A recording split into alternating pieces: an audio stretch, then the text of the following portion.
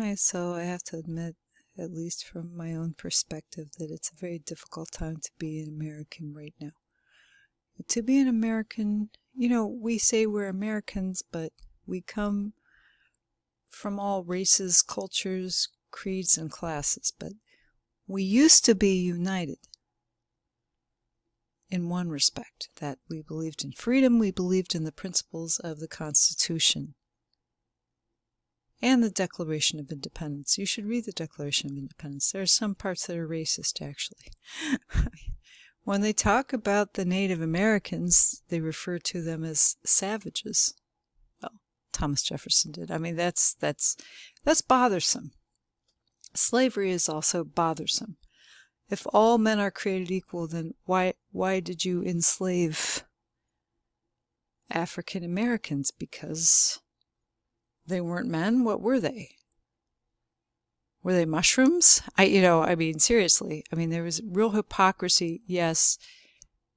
But at the same time, I admire the general principles upon which the United States was founded.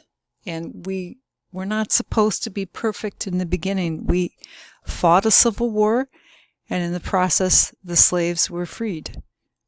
And we have freed everybody. I mean, everybody is free in this society. You can't say that about other societies. Other societies don't share that notion that all men are created equal, that we have certain inalienable rights, or unalienable, however they might have said it back in the 1700s.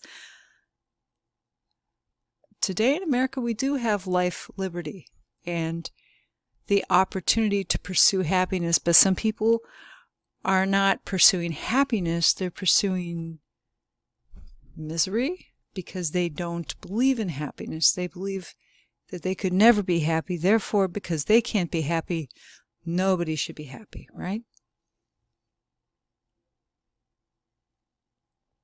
Rich people shouldn't be happy, let's take away their money. Poor people shouldn't be happy, let's take away their religion. Whatever's making people happy, we're going to take that away from them. That's what Joe Biden would do if he, God forbid, and I say that in the most serious way possible, God forbid Joe Biden would be elected, because he would be a train wreck on steroids. I mean, you don't even know. You think there's a lot of crap going on right now with these people that don't have jobs, the professional rioters. I mean, they don't have jobs. They have not learned to serve their fellow American. That's the problem. If you get a job, even if it's only a part-time job, gosh, maybe just a couple days a week, well, at least do some volunteer work. You learn how to serve your fellow American. You learn to put others' needs above your own. And maybe if you have a job, of course, you're gonna get paid for it, but at least you will have learned that there is reward in putting others' needs above your own. But these rioters, I don't call them protesters, I call them miscreants. I call them ingrates. They are narcissists, and they have a cult-like mentality. They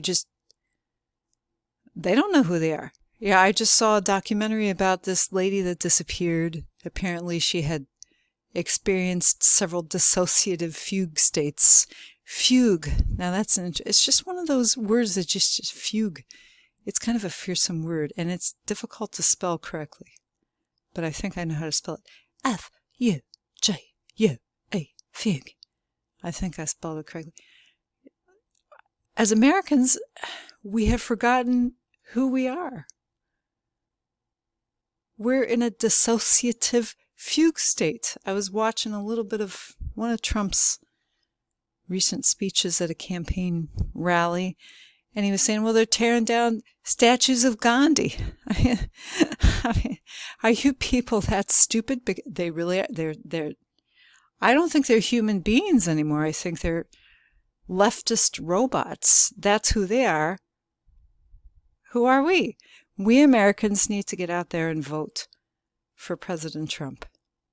He's not a perfect man, but to me, he's the most saintly human being I've ever seen. And I lived through the Reagan administration. Reagan was a saint. But Trump takes sainthood to a whole new level, and he hasn't lost his character. He hasn't lost his personality, and that's a nice thing. There's nothing phony about him. I try not to be phony. But at the same time, I suppress things about me that aren't good, like my selfishness. I mean, we as human beings, we're all kind of selfish, and we're lazy, and we're prone to negativity. I think we need to suppress those things about ourselves. Accentuate the positive, eliminate the negative. Yeah, eliminate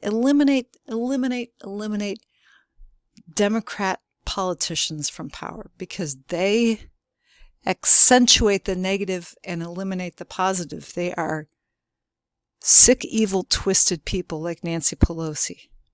Sick, evil, twisted. I might almost say demon-possessed people, because the things that they do and they say, they're so wrong. They're so evil. And by the way, I'm sorry for my rambling diatribe, but I used to be able to write things, and I could still write things.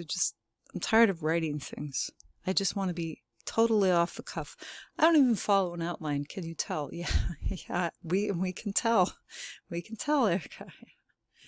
But I'm authentic.